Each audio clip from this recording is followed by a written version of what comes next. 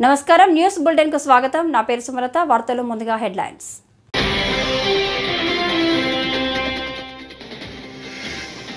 తన జీవితంలో అలాంటి విపత్తులు ఎన్నడూ చూడలేదన్న చంద్రబాబు వరదలపై సీఎం ప్రెస్ మీట్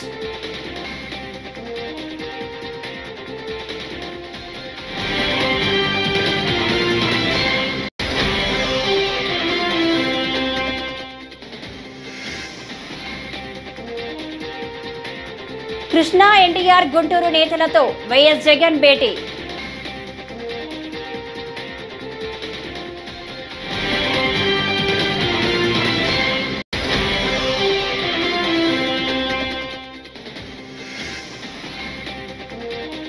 విశాఖ ఉక్కు ప్రైవేటీకరణ తిరుమల లడ్డు వివాదంపై నారా లోకేష్ కీలక వ్యాఖ్యలు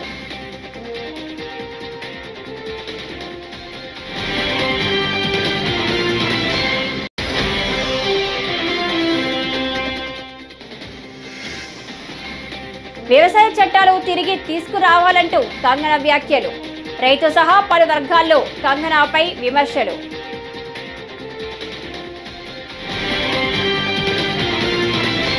ఇక డీటెయిల్స్ చూస్తే 3 రోజులుగా మంచినీళ్లు లేవు పిల్లల కోసం మీరు నీళ్లు పంపించగలరా అంటూ వరద బాధితులు అడిగితే ఓ సీఎంగా మంచినీళ్లు పంపించలేని పరిస్థితిని ఎదుర్కొంటున్నానంటూ ఏపీ ముఖ్యమంత్రి చంద్రబాబు పేర్కొన్నారు విజయవాడలో వరద బాధితులకు ఆర్థిక సాయం అందజేసేందుకు ఏర్పాటు చేసిన కార్యక్రమంలో ఆయన మాట్లాడారు అధికార యంత్రాంగంతో పాటు తాను కూడా స్వయంగా వెళ్లి వరద బాధితులను కలిశారని చెప్పారు బాధితులు పెద్ద కోరికలు అడగలేదని తాగడానికి అది కూడా పిల్లల కోసం మంచినీళ్లు అడిగారని గుర్తు చేసుకున్నారు వెంటనే అధికారులను పంపించి లక్షలాది వాటర్ బాటిళ్లను సేకరించి పంపించామని చెప్పారు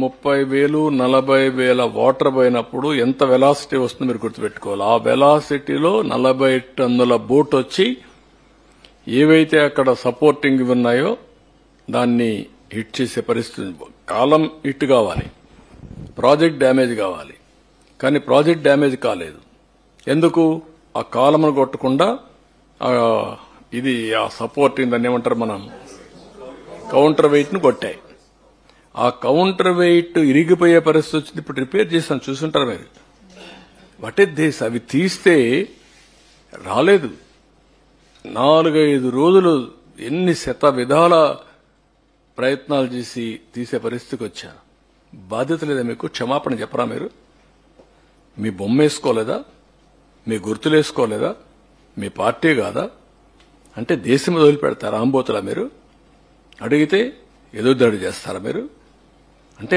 మీ బోట్లు మీరు పంపించి ఆంబోతుల మారిగా తయారై ఒక ఎంత డేంజర్ అండి అది ఎన్ని గ్రామాలు పోతాయండి ఇప్పటికే మీరు చేసిన తప్పుడు పనుల వల్ల 6 లక్షల మంది నరక యాతన అనుభవించారు బుడమేరులో ఈ రోజు కూడా అనంతపూర్లో మీరు చూశారు ఒక రథాన్ని కాల్చేస్తారా మీరు ఒళ్ళు దగ్గర పెట్టుకుంటారా లేదా చెప్పా ఎవ్రీవేర్ కెమెరాలు పెట్టమన్నాడు మక్కలు ఇరగొట్టిచ్చేస్తా be careful law and order గాని క్రియేట్ చేశారో ఇంట్లో నుంచి బయట వచ్చి ఎక్కడ చిన్న వైలెన్స్ జరిగినా నెక్స్ట్ 1 సెకండ్ లో మీ చొక్కా పట్టుకున్న పరిస్థితి వస్తుంది that is the mechanism I'm establishing we are not inefficient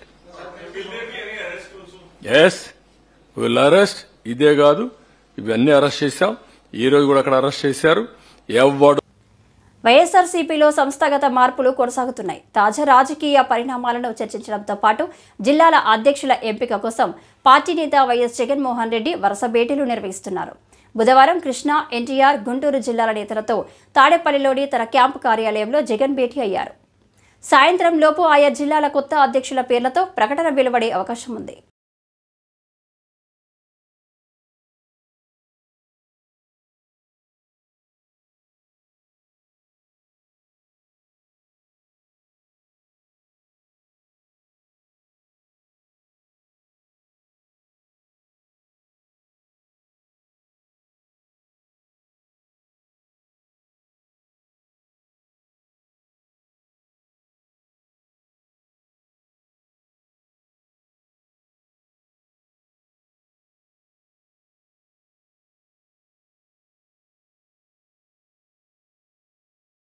Visakha ఉక్కు ప్రైవేటీకరణ తిరుమల లడ్డు ప్రసాదం ఘటనపై మంత్రి నారా లోకేష్ కీలక వ్యాఖ్యలు చేశారు. విశాఖ నోవాటెల్లో సిఐఐ ఇన్ఫ్రాస్ట్రక్చర్ సదస్సులో పాల్గొన్నారు. అనంతరం ఆయన మీడియాతో మాట్లాడుతూ విశాఖ ఉక్కు ప్రైవేటీకరణను జరగనివ్వమని, ఇది అసలు చర్చనే కాదని, కానీ దీనిపై వైసీపీ దుష్ప్రచారం చేస్తుందని మండిపడ్డారు. లడ్డూ ప్రసాదం అపవిత్రమైన విషయంలో సిట్ దర్యాప్తులో అన్ని విషయాలు వెలుగు చూస్తాయన్నారు. టార్గెట్ డేస్ ఏమైనా పెట్టుకున్నారా సార్? ప్రక్షాళన అంటున్నారు, విధ్వంసమే జరిగింది లాస్ట్ 5 years. మీరు చూస్తే గత 100 రోజులు అనేక కార్యక్రమాలు ఆల్రెడీ చేసాం కదా. గతంలో ఐటీ మంత్రి గారు ఎప్పుడు ఐటీ కంపెనీలతో విశాఖపట్నంలో సమావేశం ఏర్పాటు చేసుకోవాలా 5 సంవత్సరాల్లో. వాళ్ళతో ఎప్పుడు మాట్లాడాల. అది నేను చెప్తాను కదా, వాళ్ళే చెప్పారు, ఆన్ రికార్డ్ చెప్పారు.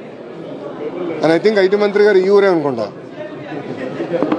అంటే ముందల మంత్రి గారు వేరే నెల్లూరు జిల్లా, పాపం చనిపోయిన తర్వాత మన ప్రాంతానికి చెందిన ఒక వ్యక్తి ఐటీ మంత్రి అయ్యారు. ఆయన కోడిగుడ్ల గురించి మాట్లాడాడు తప్ప ఈనాడు ఐటీ గురించి, పెట్టుబడుల గురించి ఏం మాట్లాడాల. మేము ఒక ఫోకస్డ్కి వెళ్తున్నాం.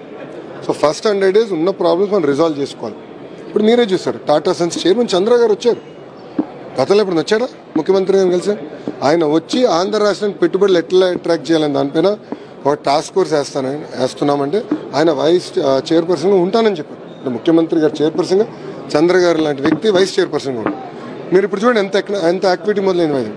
కనీసం వైద్యం గురించి అందరూ మాడుకుంటున్నారు, ఆంధ్ర రాష్ట్రం గురించి అందరూ మాడుకుంటున్నారు. గతంలో ఎవరు మాట్లాడేవారు కాదు, ఎవరు వచ్చేవారు కాదు, ముఖ్యమంత్రి గారు ఇంటి బయటకు వచ్చేవారు కాదు. అనేక సమస్యలు ఉండేది. ఇప్పుడు చూస్తే ముఖ్యమంత్రి గారు బాగా తిరుగుతున్నారు, మంత్రులందరూ పరిగెత్తిస్తున్నారు, పారిశ్రామికవేత్తలు కూడా ఇప్పుడు రాని విధంగా ఇప్పుడు మళ్ళీ ఆంధ్ర రాష్ట్రానికి వస్తున్నారు. భోగాపురం ఎయిర్పోర్ట్ గురించి ఆల్రెడీ ముఖ్యమంత్రి గారు 2-3 సార్లు సమీక్ష చేశారు. గౌరవ కేబినెట్ శాఖ మంత్రివర్యులు, సివిలేషన్ మంత్రివర్యులు రామ్మోహన్ నాయుడు గారు కూడా సీరియస్గా దాన్ని టైం కన్నా ముందలు చేయాలన్న లక్ష్యంతో పనిచేస్తున్నారు. సో ఇవన్నీ ఇప్పుడు సెట్ చేస్తున్నారు. వ్యవసాయ చట్టాలను కేంద్రం తిరిగి తీసుకురావాలని, అందుకోసం రైతులే కేంద్రానికి విజ్ఞప్తి చేయాలంటూ బీజేపీ ఎంపీ సినీ నటి కంగనా రనౌత్ చేసిన వ్యాఖ్యలు వివాదాస్పదంగా మారిన విషయం తెలిసిందే.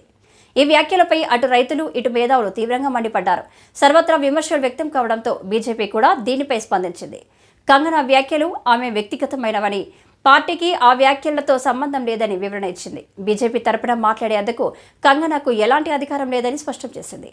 ఈ మేరకు బీజేపీ సీనియర్ నేత గౌరవ్ భాటియా ట్విట్టర్లో ఓ వీడియో విడుదల చేశారు. नमस्ते दोस्तों, पिछले बीते कुछ दिनों में मीडिया ने मुझसे फार्मर्स लॉ पे कुछ सवाल किए और मैंने ये सुझाव दिया कि किसानों को फार्मर्स लॉ वापस लाने का प्रधानमंत्री जी से निवेदन करना चाहिए। मेरी इस बात से बहुत सारे लोग निराश हैं और डिसअपॉइंटेड हैं। जब फार्मर्स लॉ प्रपोज हुए थे तो हम बहुत सारे लोगों ने जो है उनका समर्थन किया था, लेकिन बड़ी ही संवेदनशीलता से और सहानुभूति से हमारे माननीय प्रधानमंत्री जी ने वो लॉज जो थे वापस ले लिए थे। और ये हम सब कार्यकर्ताओं का कर्तव्य बनता है कि हम उनके शब्दों की गरिमा रखें।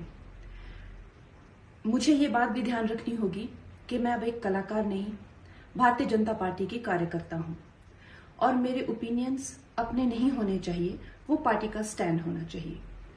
तो अगर मैंने अपने शब्दों से और अपनी सोच से किसी को डिसअपॉइंट किया है, मुझे खेद रहेगा। I take my words back. Thank you.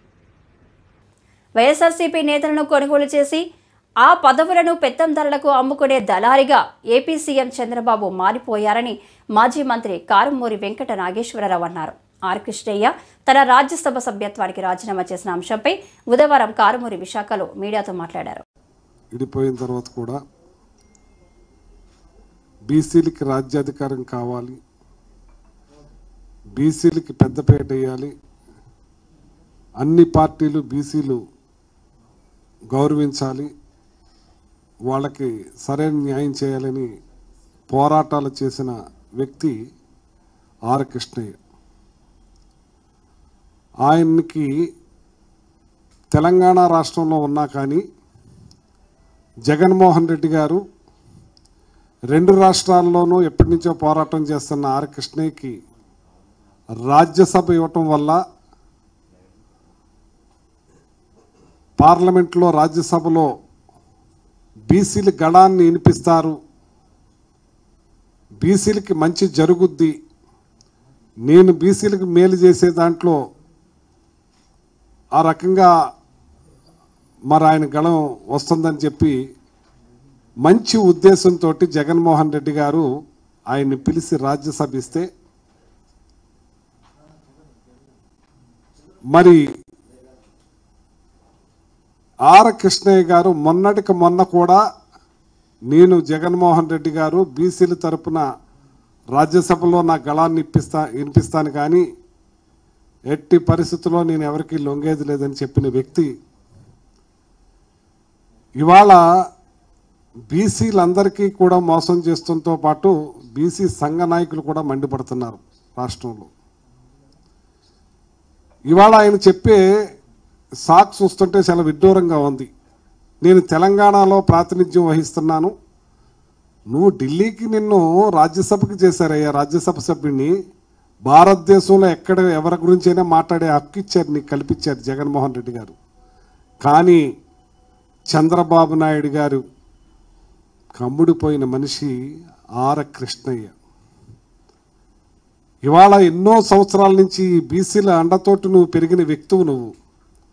కానీ చంద్రబాబు నాయుడు కొనుగోలుకి లొంగిపోయిన వ్యక్తిగా నీకు ఈ వయసులో అది అవసరమా అని నేను అడుగుతున్నాను. నేను ఇవాళ బీసీల గౌరవాన్ని తాకట్టు.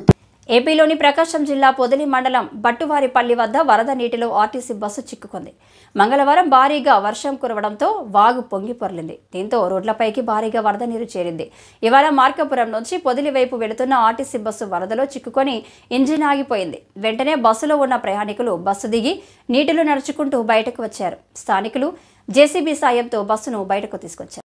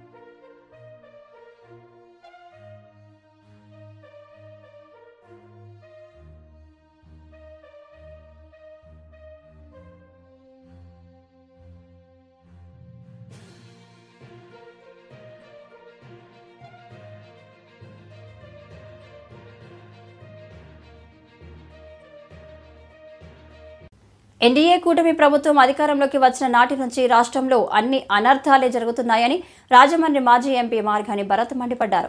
బుధవారం రాజమండ్రిలో నిర్వహించిన విలేకరుల సమావేశంలో ఆయన మాట్లాడారు. 100 రోజుల కూటమి ప్రభుత్వంలో ఇచ్చిన సూపర్ 6 హామీల్లో ఒక్కటి కూడా అమలు చేయలేదన్నారు. మోసపూరిత హామీలతో కూటమి అధికారంలోకి వచ్చిందని ఆరోపించారు. ఒకటి, తెలుగుదేశం ప్రభుత్వం వచ్చి 100 రోజులు కంప్లీట్ అయింది. ఈ 100 రోజుల కార్యక్రమాల్లో వీళ్ళు ఇది మన మంచి ప్రభుత్వం అని ప్రతి ఇంటింటికి వెళ్ళి స్టిక్కర్లు అంటిస్తూ ఉన్నారు. అసలు మీరు 100 రోజుల్లో ఏం చేశారని, ఏం మంచి చేశారని మీరు స్టిక్కర్లు అంటిస్తున్నారో ఎవరికి అర్థం కావట్లా. ఒక పక్కనేమో వాలంటీర్లకి జీతాలు ఇరా, వాళ్ళతో తీసుకెళ్ళి ప్రతి ఇంటింటికి మంచి ప్రభుత్వం అని స్టిక్కర్లు అంటిస్తున్నారు. మీరు సూపర్ 6 హామీలు అని చెప్పే కదా, మోసపు హామీలు చెప్పారనే కదా ప్రజలు మిమ్మల్ని ఆశీర్వదించి కూర్చోబెట్టారు. మరి ఏ సూపర్ 6 హామీలు ఏ ఒక్కటైనా మీరు కనీసం ప్రారంభించారా? అది ఏది కూడా చేయకపోగా మరి మీరు అడుగు పెట్టారు. రాష్ట్రంలో ఎన్ని అనర్థాలకి దారి తీస్తూ ఉందో ఒక్కసారి రాష్ట్ర ప్రజల్ని ఆలోచన చేయమని కోరుతా ఉన్నా. అటు విజయవాడ వరదల దగ్గర నుంచి చూసుకోండి ఎన్ని అనర్థాలు జరుగుతున్నాయి. ఇప్పుడు తిరుపతి దేవస్థానం కలియుగ వైకుంఠుడు శ్రీ వెంకటేశ్వర స్వామికి సంబంధించి తిరుపతి లడ్డు కొన్ని వందల సంవత్సరాల ప్రాముఖ్యత, విశిష్టత ఉన్న తిరుపతి లడ్డు గురించి ఎంత, అసలు నేను దీన్ని ఎలిగేషన్ అని కూడా అనడానికి లేదు, ఎంత విషం చిమ్మారు. తూర్పుగోదావరి జిల్లా కాంగ్రెస్ పార్టీ ఆధ్వర్యంలో రాజమండ్రిలో సబ్ కలెక్టర్ కార్యాలయం వద్ద బుధవారం నిరసన చేపట్టారు. ఈ సందర్భంగా కాంగ్రెస్ పార్టీ కేంద్ర కమిటీ సభ్యులు గిడుగు రుద్రరాజు మాట్లాడుతూ కూటమి ప్రభుత్వం హామీ ఇచ్చిన సూపర్ 6 పథకాలను అమలు చేయకుండా కాలయాపన చేస్తుందని, వెంటనే ఇచ్చిన హామీలను అమలు చేయాలని డిమాండ్ చేశారు. కార్యక్రమంలో జిల్లా కాంగ్రెస్ పార్టీ అధ్యక్షులు విశ్వేశ్వరరెడ్డి పాల్గొన్నారు. కూటమి ప్రభుత్వం అధికారంలోకి వచ్చి 100 రోజులు పూర్తి చేసుకున్నప్పటికీ కూడా వారు ఎన్నికల ప్రణాళికలో ఇచ్చినటువంటి 6 వాగ్దానాలు సూపర్ 6 అని వారు పేర్కొని ప్రజల దగ్గర నుంచి ఓట్లు అడిగారు. సూపర్ 6 కాదు, డక్అవుట్ అయినటువంటి పరిస్థితి అనేటువంటిది కాంగ్రెస్ పార్టీగా మేము చెప్తున్నాం. ప్రధానంగా రైతులకు సంబంధించి, రైతాంగానికి సంబంధించినటువంటి సమస్యలు కానీ, మహిళలకి ఉచిత బస్ పాస్ కానీ, 20 లక్షల ఉద్యోగాలకు సంబంధించినటువంటి పబ్లిక్ సర్వీస్ కమిషన్ నోటిఫికేషన్ కానీ, 3,000 రూపాయల నిరుద్యోగ భృతి కానీ, తల్లికి వందనం అనేటువంటి స్కీమ్కి సంబంధించినటువంటి ఇంప్లిమెంటేషన్ కానీ, ఇలా ఒక 6 పథకాలు రాష్ట్ర ప్రభుత్వం ఆనాడు తెలుగుదేశం పార్టీ కానీ, భారతీయ జనతా పార్టీ కానీ, జనసేన కానీ కూటమి ఒక కామన్ మినిమం ప్రోగ్రామ్ ఏర్పాటు చేసుకుని ఆనాడు వాళ్ళు ఎన్నికల ప్రణాళిక విడుదల చేయడం జరిగింది. గడిచి 100 రోజులు అవుతున్నప్పటికీ కూడా కనీసం ఏది కూడా ఇంప్లిమెంట్ చేయలేనటువంటి పరిస్థితి ఉంది. ఒక సోషల్ సెక్యూరిటీ పెన్షన్ తప్పించి మిగిలినటువంటి ఏది కూడా ఇంప్లిమెంట్ చేయలేనటువంటి పరిస్థితి. ప్రధానంగా మహిళలకు ఉచిత బస్సు సౌకర్యం అనేటువంటిది ఎంతో ఉపయోగకరమైనటువంటిది, దాన్ని కూడా చేయలేనటువంటి పరిస్థితి. వీటిలన్నింటినీ దృష్టిలో పెట్టుకుని రాష్ట్ర వ్యాప్తంగా ఆంధ్రప్రదేశ్ కాంగ్రెస్ కమిటీ ఆధ్వర్యంలో ప్రదేశ్ కాంగ్రెస్ కమిటీ అధ్యక్షురాలు వైఎస్ షర్మిలారెడ్డి గారి పిలుపు మేరకు ప్రతి జిల్లాలోనూ ఆ జిల్లాలో ఉన్నటువంటి కలెక్టరేట్లు కానీ, సబ్ కలెక్టరేట్ల కార్యాలయాల దగ్గర జిల్లా కాంగ్రెస్ కమిటీ అధ్యక్షుల యొక్క ఆధ్వర్యంలో పార్టీకి సంబంధించినటువంటి యావత్ యంత్రాంగం కూడా మరి ప్రజల దృష్టికి ప్రజా సమస్యలన్నింటినీ కూడా తీసుకురావాల్సినటువంటి అవసరం ఉంది. కాబట్టి ఈ రోజు రాజమండ్రిలో తూర్పుగోదావరి జిల్లా కాంగ్రెస్ కమిటీ అధ్యక్షుడు విశ్వేశ్వరరెడ్డి గారు, నగర అధ్యక్షుడు బాలేపల్లి మురళి గారు, ఇక్కడి నుంచి పోటీ చేసినటువంటి శాసనసభకు పోటీ చేసినటువంటి అందరి అభ్యర్థుల యొక్క నేతృత్వంలో కాంగ్రెస్ పార్టీ ఆధ్వర్యంలో యువజన కాంగ్రెస్, ఎన్ఎస్ఏ, మహిళా కాంగ్రెస్, కాంగ్రెస్ సేవాదళ్, జిల్లా కాంగ్రెస్ కార్యవర్గ సభ్యులు అందరి నేతృత్వంలో కూడా రాజమండ్రిలో సబ్ కలెక్టరేట్ కార్యాలయం ముందు ఈ నిరసన ప్రదర్శన మేము చేయబోతున్నాం. ప్రభుత్వ ప్రైవేటు రంగాల్లో పనిచేస్తున్న కాంట్రాక్ట్ అవుట్సోర్సింగ్ కార్మికులకు కనీస వేతనం 26,000 ఇవ్వాలని సిఐటియు ఆధ్వర్యంలో కార్మికులు విశాఖ రైల్వే స్టేషన్ ప్రాంతంలో బుధవారం ఆందోళన నిర్వహించారు. ఏడాదికి ఒకసారి 1 నెల జీతాన్ని బోనస్గా ప్రకటించాలని డిమాండ్ చేశారు. అలాగే ఈపీఎఫ్, పీఎఫ్ సౌకర్యం కల్పించాలన్నారు. ఈ నెల 30వ తేదీన జీవీఎంసీ గాంధీ విగ్రహం వద్ద చేపట్టే ధర్నాను విజయవంతం చేయాలని కోరారు. 60,000 రూపాయలు ఇవ్వాలి. పిఎఫ్ అమలు చేయాలి. రేపు 30వ తారీఖున ధర్నాను జయప్రదం చేయాలి. కనీస వేతనాలు 26,000 రూపాయలు ఇవ్వాలి. రైల్వే కాంట్రాక్ట్ కార్మికులకు అందరికీ 26,000 రూపాయలు ఇవ్వాలి. పిఎఫ్ అమలు చేయాలి. పిఎఫ్ అమలు చేయాలి. జిందాబాద్ సిఐటియు, జిందాబాద్ సిఐటియు. కనీస వేతనాలు 26,000 రూపాయలు కేంద్ర ప్రభుత్వం ప్రకటించాలి. పిఎఫ్ బోనస్ ప్రతి సంవత్సరం బోనస్ ఇవ్వాలి. ప్రతి సంవత్సరం 8.33 బోనస్ ఇవ్వాలి. పిఎఫ్ ఇవ్వాలి. పిఎఫ్ ఇవ్వాలి. కనీస వేతనాలు 26,000 రూపాయలు ఇవ్వాలి. రేపు 30వ తారీఖున ధర్నాన్ని జయప్రదం చేద్దాం. 30వ తారీఖున ధర్నాన్ని జయప్రదం చేద్దాం. జిల్లా కలెక్టర్ వెంటనే కలుగు చేసుకోవాలి. ఈ వార్తలు ఇంతటితో సమాప్తం. నమస్కారం.